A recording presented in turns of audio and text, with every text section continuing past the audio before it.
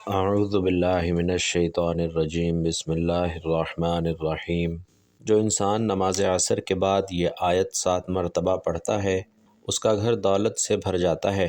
محترم ناظرین، انسان کی زندگی میں سب سے تکلیف دہ لمحہ وہ ہوتا ہے جب وہ مجبوری کے عالم میں لوگوں کے سامنے ہاتھ پھیلانے پر مجبور ہو جائے۔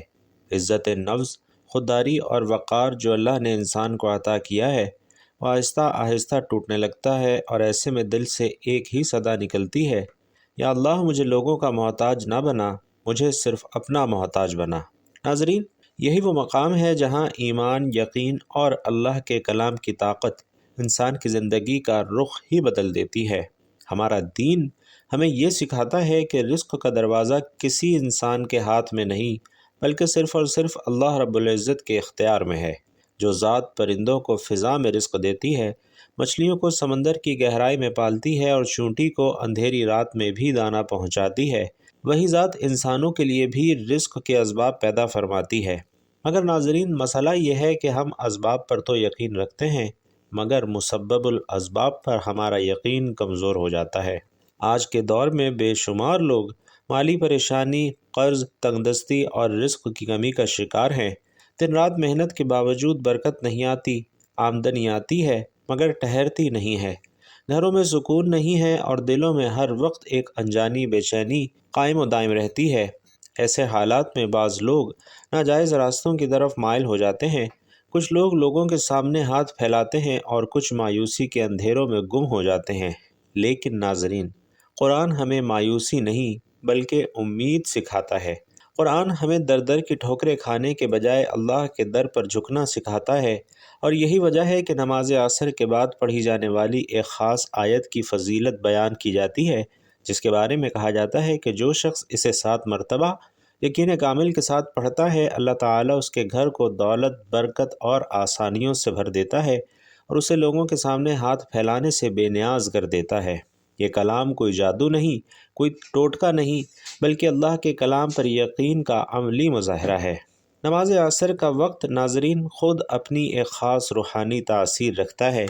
یہ وہ وقت ہے جب دن ڈھلنے لگتا ہے، مصروفیات کم ہوتی ہیں اور انسان کا دل نسبتاً سکون کی طرف آتا ہے، اور اسی وقت کی عبادت کے بارے میں احادیث میں بڑی تاکید ملتی ہے۔ عصر کی نماز کو نماز وسطیٰ کہا گیا ہے اور اس کی حفاظت کو ایمان کی علامت قرار دیا گیا ہے۔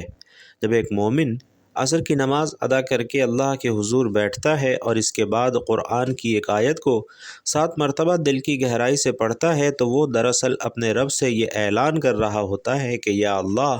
میں نے دنیا کے دروازے بند کر دیے ہیں اور اب صرف تیرے دروازے پر آیا ہوں۔ تو بھائیوں اور بہنوں،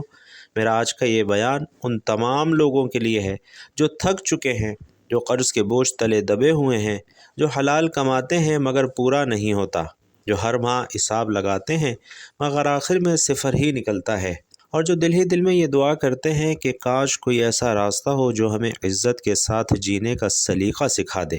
ناظرین، یہاں ہم نہ تو کسی غیر شرعی بات کی دعوت دے رہے ہیں اور نہ ہی کسی مبالغہ آرائی کا سہارا لے رہے ہیں، بلکہ ہم آپ کو قرآن، نماز اور یقین کے اس تعلق کی طرف بلا رہے ہیں جو صدیوں سے اہل ایمان کا سہارا رہا ہے۔ یہ وہ راستہ ہے جس پر چل کر حضرت ابراہیم علیہ السلام کو آگ ٹھنڈی محسوس ہوئی، حضرت موسیٰ علیہ السلام کے لیے سمندر راستہ بن گیا اور ہمارے نبی علیہ السلام کے لیے غار ثور میں مدد نازل ہوئی۔ لوگوں کے سامنے ہاتھ پھیلانا چھوڑ دینا صرف ایک ظاہری عمل نہیں بلکہ ایک روحانی انقلاب ہے، اور یہ تب ممکن ہوتا ہے جب انسان کا دل اس یقین سے بھر جائے کہ میرا رزق کسی انسان کے پاس نہیں بلکہ اللہ کے خزانے لامحدود ہیں۔ اور بھائیوں اور بہنوں، جب یہ یقین پیدا ہو جاتا ہے تو پھر ایک آیت، ایک دعا، ایک سجدہ انسان کی زندگی بدل دیتا ہے، اور ہمارے بیان کا مقصد بھی یہی ہے کہ ہم آپ کو شور، مایوسی اور دنیاوی فریب سے نکال کر قرآن کے سائے میں لے آئیں۔ ہماری چاہت ہے کہ آپ کا تعلق اللہ کے کلام سے جڑے، آپ کی امیدیں مضبوط ہوں، آپ کا دل مطمئن ہو اور آپ کی زندگی میں وہ برکت آئے جو صرف اللہ کے ذکر سے آتی ہے۔ اور یہ بیان ان لوگوں کے لیے ہے جو وقتی حل نہیں بلکہ پائیدار سکون چاہتے ہیں، جو چاہتے ہیں کہ ان کا گھر دولت سے بھرے مگر حرام سے نہیں، جو چاہتے ہیں کہ ان کی عزت محفوظ رہے اور ان کا ہاتھ صرف اللہ کے سامنے اٹھے۔ تو بھائیوں اور بہنوں، اس بیان میں اس آیت کی روحانی حقیقت پر بات کر رہا ہوں، بلکہ یہ بھی سمجھنے کی کوشش کریں گے کہ قرآن کے ساتھ ہمارا تعلق کیسا ہونا چاہیے، یقین کیا ہوتا ہے، اور کیسے چھوٹے سے عمل پر اللہ بڑے بڑے دروازے کھول دیتا ہے۔ تو اگر آپ واقعی چاہتے ہیں کہ لوگوں کے سامنے ہاتھ پھیلانے کا باب بند ہو جائے اور اللہ کے خزانے آپ کے لیے کھل جائیں، تو اس پیغام کو دل سے سنیں، سمجھیں اور عمل کریں، اور یاد رکھیں کہ جب بندہ اللہ کے سامنے جھک جاتا ہے تو دنیا خود اس کے قدموں میں آ جاتی ہے۔ تو محترم ناظرین، جو انسان یہ آیت 7 بار پڑھے، اللہ پاک اسے وہاں سے رزق اور دولت عطا فرماتے ہیں کہ جہاں سے اس نے کبھی سوچا بھی نہیں ہوتا۔ میری وہ بہن بھائی جن کے گھروں میں بہت زیادہ تنگ دستی ہے، مالی حالات خراب ہیں، گھروں میں رزق کی تنگی آ چکی ہے، گھر میں کہیں سے بھی پیسہ نہیں آ رہا، جن کے ہاتھوں میں پیسہ نہیں ٹکتا، جیب پیسوں سے خالی ہے، اور جن کو بڑے سے بڑا پیسوں کا مسئلہ درپیش ہے اور وہ کہیں سے مدد مانگ رہے ہیں لیکن کہیں سے بھی ان کا مسئلہ حل نہیں ہو رہا، تو میرے وہ بہن بھائی یہ وظیفہ کر لیں، انشاءاللہ ان کے تمام مسئلے حل ہو جائیں گے۔ بھائیوں اور بہنوں، اللہ تعالیٰ نے انسان کو دنیا آزمائش کے لیے بھیجا ہے، اور ان آزمائشوں میں سے ایک آزمائش مال اور دولت کی کمی اور غربت بھی ہے۔ لیکن اسلام نے نہ صرف اس مسئلے کی حقیقت کو بیان کیا ہے بلکہ اس سے بچنے اور نجات پانے کے لیے بھی واضح اور مؤثر رہنمائی فراہم کی ہے۔ قرآن مجید اور احادیث نبویہ صلی اللہ علیہ وسلم میں محتاجی سے بچنے کے کئی روحانی عمل اور اخلاقی طریقے بیان کیے گئے ہیں، جن پر عمل کر کے انسان دنیا میں بھی عزت کے ساتھ زندگی گزار سکتا ہے اور آخرت میں بھی سرخرو ہو سکتا ہے۔ اور ہمارا آج کا عمل بھی غربت اور تنگدستی میں ہاتھ پھیلا کر مانگنے کے بجائے ایک آیت کو 7 مرتبہ پڑھنے کا وظیفہ ہے کہ جو اس آیت کو 7 مرتبہ پڑھ لیتا ہے، اللہ تعالیٰ اسے کسی کا محتاج نہیں ہونے دیتا، اور اللہ تعالیٰ کے دیے ہوئے پر شکر ادا کرتا ہے تو اللہ تعالیٰ اسے مزید عطا فرماتا ہے، اور جو صبر سے کام لیتا ہے اور ان وظائف کو، ان اعمال کو اپنی زندگی کا حصہ بنا لیتا ہے تو اللہ تعالیٰ اس کی محتاجی کو دور کرتے ہوئے اس کی ہر خواہش کو پورا فرماتا ہے،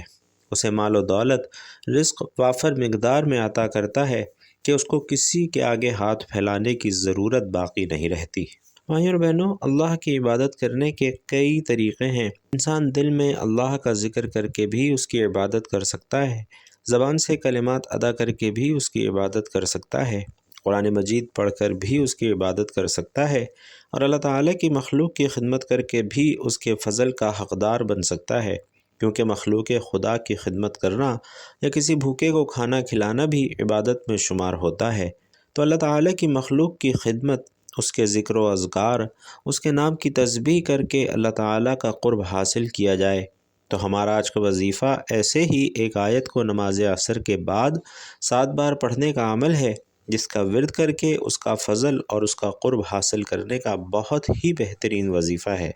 تو اس آیت کو بتائی گئی ترتیب اور طریقے کے مطابق پڑھنے سے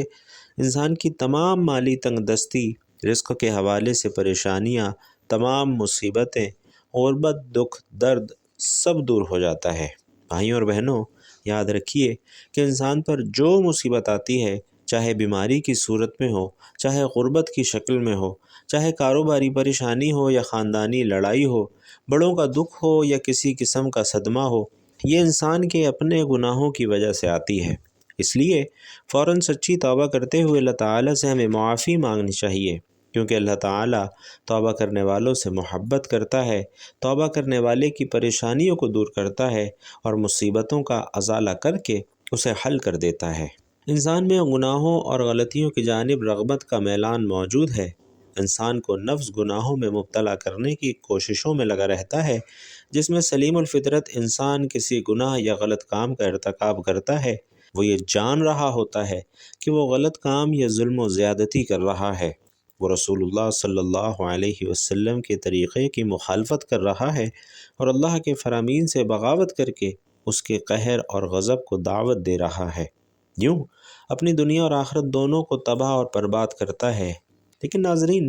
اس کے ساتھ شیاطین کے وار، خواہشات کا غلبہ، گناہوں کی عارضی لذت، دنیا کی چکا چوند، چھوٹی اور کھوکھلی عزت کا نشہ، اس کو گناہوں کے ارتکاب کی طرف لے جاتا ہے، اور گناہ کے ارتکاب کے وقت جب کبھی اس کا ضمیر گناہوں کو چھوڑنے کا کہتا ہے تو وہ یہ کہہ کر ضمیر کو خاموش کروا دیتا ہے کہ ابھی تو بڑی عمر پڑی ہے، میں عنقریب توبہ کر لوں گا، اور اسی طرح امیدوں اور خیالات سے دل کو بہلاوے میں رکھتا ہے اور گناہوں کی گہری دلدل میں دھنستا چلا جاتا ہے۔ در حقیقت گناہ انسان کے حق میں نہایت ہی خطرناک ہیں، اس سے دنیا اور آخرت دونوں تباہ اور برباد ہو جاتے ہیں، اور گناہ کا اثر جسم میں زہر کی طرح سرایت کر جاتا ہے۔ حضرت آدم علیہ السلام کو جنت سے نکالے جانے اور ابلیس کے ملعون ہونے کی وجہ بھی یہی گناہ کی نحوستیں تھیں۔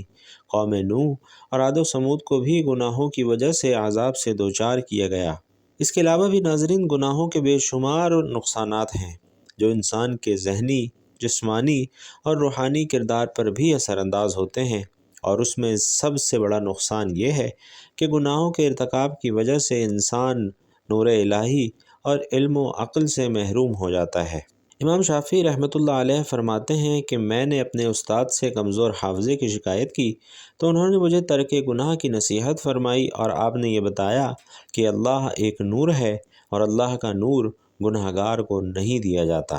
تو ناظرین،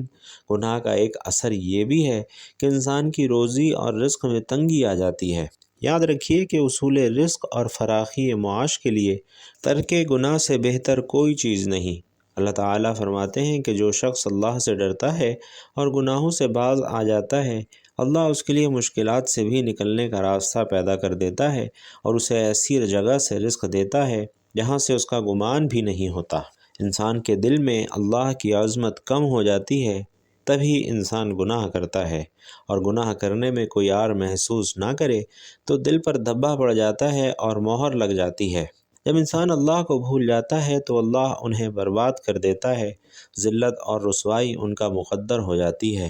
بھائیوں اور بہنوں، اللہ بڑا بے نیاز ہے، جبکہ بندہ ہر لمحہ اس کا محتاج ہے، پھر وہ اللہ کے ذکر سے کیسے غافل رہ سکتا ہے؟ اور اگر غافل رہتا ہے تو یقین کریں کہ اپنی جان پر خود ظلم کرتا ہے، کیونکہ اللہ اپنے بندے پر کبھی ظلم نہیں کرتا، بلکہ لوگ اپنی جانوں پر خود ظلم کرتے ہیں۔ اس کا حال ایسا ہوتا ہے جیسے اس کے تلوار تو موجود ہو مگر زنگ آلود ہو۔ گناہوں سے دل زنگ آلود اور مفلوج ہو جاتا ہے، اور نفس امارہ برائی کا حکم دیتا ہے۔ وہ خواہشات اور گناہوں سے کبھی دلیر اور درندہ صفت بن جاتا ہے، جبکہ نفس مر جاتا ہے۔ ایسا شخص دنیا میں بھی اور برزخ میں بھی مر چکا، اور آخرت میں بھی اس کے لیے کوئی چیز نہیں ہے۔ اگر وہ اللہ کو یاد کرتا ہے تو اس کا دل ساتھ نہیں دیتا، زبان ذکر کرتی ہے تو دل غافل ہو جاتا ہے، اور ہر آدمی جانتا ہے کہ اچھے یا برے عمل کا رد عمل بھی ضرور ہوتا ہے۔ دنیا میں پیش آنے والے حالات پر سب سے زیادہ اثر انداز ہونے والی چیز انسان کے اپنے اچھے یا برے اعمال ہی ہیں، جن کا براہ راست تعلق اللہ تعالیٰ کی خوشنودی اور ناراضگی سے ہے۔ ناظرین، کسی واقعے اور حادثے کے طبی اسباب جنہیں ہم دیکھتے، سنتے اور محسوس کرتے ہیں، وہ کسی بھی اچھے یا برے واقعے کے لیے محض ظاہری سبب کے درجے میں آتے ہیں۔ سادہ لوگ حادثات اور آفات کو صرف طبی اور ظاہری اسباب سے جوڑتے ہیں، اور پھر اسی اعتبار سے ان کو حوادث سے بچاؤ کی تدابیر کرتے ہیں، جبکہ اسلام کی روشنی میں بحیثیت مسلمان ہمیں یہ اعتقاد رکھنا ضروری ہے کہ یہ سب کچھ اللہ تعالیٰ کے حکم اور امر سے ہوتا ہے، جس کا عقل اور حواس خمسہ کے ذریعے ادراک کرنے سے ہم قاصر ہیں۔ وحی الہی اور انبیاء علیہم السلام کے ذریعے اللہ تعالیٰ نے جزا اور سزا کا جو نظام ہمیں سمجھایا ہے، وہ ہمیں غیبی نظام کے بارے میں آگاہ کرتا ہے، اور وہ یہ کہ کسی بھی واقعے اور حادثے کا اصل اور حقیقی سبب اللہ تعالیٰ کی رضامندی یا پھر ناراضگی ہے۔ اللہ تعالیٰ نے حالات کو اچھے یا برے انسانی اعمال سے جوڑا اور وابستہ فرمایا ہے، چنانچہ نیک اور برے اعمال کی نوعیت کے اعتبار سے احوال مرتب ہوتے ہیں۔ صحت اور مرض، نفع اور نقصان، کامیابی اور ناکامی، خوشی اور غمی، بارش اور خشک سالی، مہنگائی، امراض، زلزلہ، طوفان، سیلاب وغیرہ سب کے سب ناظرین ہماری ہی بدعمالی کا نتیجہ ہوتے ہیں۔ ان سب احوال کے ظاہری اسباب چاہے کچھ بھی ہوں، مگر حقیقی اسباب ہمارے ہی نیک اور بد اعمال ہوتے ہیں۔ اسی طریقے سے ناظرین، خوفناک واقعات انفرادی ہوں یا اجتماعی ہوں، دراصل اللہ تعالیٰ کی طرف سے الارم ہوتے ہیں تاکہ انسان اپنے اعمال کا محاسبہ کرے اور کوئی اس کی غفلت دل کو جنبش دینے میں کامیاب ہو جائے۔ جب بھی میں کہتا ہوں کہ اللہ میرا حال دیکھ، تو مجھے حکم ہوتا ہے کہ اپنا نامہ اعمال دیکھ۔ دنیا میں پیش اچھے یا برے واقعات سے حاصل ہونے والا انسانی تجربہ بھی اسی بات پر شاہد ہے کہ ہمارے سارے لوگ اور قوم اللہ تعالیٰ کی نافرمانی کی وجہ سے دنیا میں ہی مختلف قسم کے عذاب آئے۔ مثلاً کوئی مسخ کیا گیا، کوئی زمین میں دھنسایا گیا، کوئی دریا میں غرق کیا گیا، تو کوئی طوفان کی نظر ہوا۔ اور ان تباہ شدہ بستیوں کے کھنڈرات آج بھی اس حقیقت پر مبنی ہیں۔ چنانچہ ناظرین، کچھ غلطیاں ہیں جو کہ رزق کم کرنے کا باعث بنتی ہیں اور انسان مشکلات کا شکار رہتے ہیں، تو ان گناہوں سے بچنے کی کوشش کیجیے۔ اور آج کا وظیفہ آپ نے لازمی کرنا ہے۔ آج کا وظیفہ پیارے کلام پاک سے ایک ایسی آیت کے پڑھنے کا وظیفہ ہے کہ جو اس آیت کو نماز عصر کے بعد صرف 7 مرتبہ پڑھنا اپنا معمول بنا لیتا ہے، تو اس کے جتنے بھی مسائل ہوں، بڑی سے بڑی مشکل ہو، بڑی سے بڑی پریشانی ہو، کوئی بھی حاجت ہو، کوئی بھی مراد ہو، اس آیت کا وظیفہ پڑھ کر اللہ تعالیٰ سے جو بھی مانگیں گے، انشاءاللہ وہ آپ کو ضرور عطا کرے گا اور آپ کو کسی سے مانگنے کی ضرورت نہیں پڑے گی، کسی کے آگے ہاتھ نہیں پھیلانا پڑیں گے۔ تو ناظرین، آئیے اب جان لیتے ہیں کہ وہ کیا وظیفہ ہے۔ تو آپ نے نماز عصر ادا کرنے کے بعد وہیں مصلی پر بیٹھے بیٹھے سب سے پہلے نبی پاک صلی اللہ علیہ وسلم کی ذات مبارکہ پر درود پاک پڑھنا ہے۔ اللہم صلی علی محمد وعلی آل محمد کما صلیت علی ابراہیم وعلی آل ابراہیم انک حمید مجید۔ اللہم بارک علی محمد وعلی آل محمد کما بارکت علی ابراہیم وعلی آل ابراہیم انک حمید مجید۔ درود پاک پڑھنے کے بعد آپ نے اعوذ باللہ من الشیطان الرجیم بسم اللہ الرحمن الرحیم پڑھ کر وظیفے کا آغاز کرنا ہے۔ اور یہ وظیفہ ناظرین اللہ تبارک و تعالیٰ کی پسندیدہ آیت کا وظیفہ ہے۔ اس آیت کو پڑھ کر جو بھی اللہ پاک سے مانگا جائے، اللہ پاک ضرور عطا فرماتا ہے۔ تو آپ نے 7 مرتبہ لا الہ الا اللہ الملک الحق المبین، یہ آیت آپ نے 7 مرتبہ پڑھنی ہے۔ اور اس کے بعد آپ نے 21 مرتبہ سبحان اللہ و بحمدہ سبحان اللہ العظیم اس کلمے کا ورد کرنا ہے۔ یہ جو خاص کلمے ہیں یہ اللہ تبارک و تعالیٰ کو بہت ہی زیادہ پسند ہیں،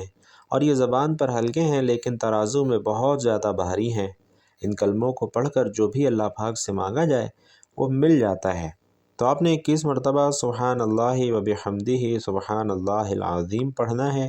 اور اس کے بعد آپ نے 11 مرتبہ سورۃ العصر کی تلاوت کر لینی ہے۔ بسم اللہ الرحمن الرحیم والعصر ان الانسان لفی خسر الا الذین آمنوا وعملوا الصالحات وتواصوا بالحق وتواصوا بالصبر۔ اور آخر میں آپ نے دوبارہ درود پاک پڑھ لینا ہے۔ ناظرین، اگر آپ نے یہ عمل نماز عصر کے بعد کر لیا تو یقین کیجئے جو بھی بڑے سے بڑا مالی مسئلہ ہوگا یا جو بھی پریشانی ہوگی وہ حل ہو جائے گا۔ اللہ پاک آپ کے گھر میں غیبی بارش عطا کریں گے اور وہاں سے آپ کو رزق دیں گے جہاں سے آپ نے کبھی سوچا بھی نہیں ہوگا۔ توجہ اور دھیان سے دل میں اپنے گناہوں پر ملامت کرتے ہوئے استغفار بھی پڑھنا ہے تاکہ اللہ تعالیٰ آپ کے گناہوں کو معاف فرما کر آپ پر نظر کرم فرمائے اور آپ کے رزق کی پریشانیاں، مال و دولت کی تنگی کو دور فرمائے، تاکہ آپ کو کسی کے سامنے ہاتھ پھیلانے کی ضرورت نہ پڑے۔ کیونکہ ناظرین، جب اللہ تعالیٰ بندے سے راضی ہو جاتا ہے تو اسے وہ سب کچھ عطا کرتا ہے جس کی وہ خواہش کرتا ہے۔ تو آپ نے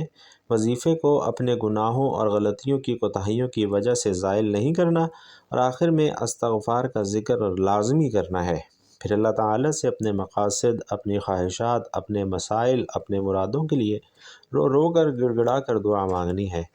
انشاءاللہ اس عمل، اس وظیفے سے اللہ تعالیٰ آپ کو وہ سب کچھ عطا فرمائیں گے جو آپ اللہ تعالیٰ سے مانگیں گے۔ اللہ رب العزت سے دعا ہے کہ ہم سب کو نیکی کی بات سننے، سمجھنے اور اس پر عمل کرنے کی طاقت اور توفیق مرحمت فرمائے۔ میرا سنانا اور آپ کا سننا اپنی بارگاہ میں قبول و منظور فرمائے، آمین یا رب العالمین۔ بھائیوں اور بہنوں، آخر میں آپ سے گزارش ہے کہ اگر آپ بھی اپنے رزق میں وسعت، برکت اور کشادگی چاہتے ہیں تو کمنٹ باکس میں اللہ تعالیٰ کا انتہائی طاقتور صفاتی نام یا رحمانو ضرور لکھتے جائیے گا۔ اللہ تبارک و تعالی آپ سب کا حامی و ناصر ہو، آمین یا رب العالمین۔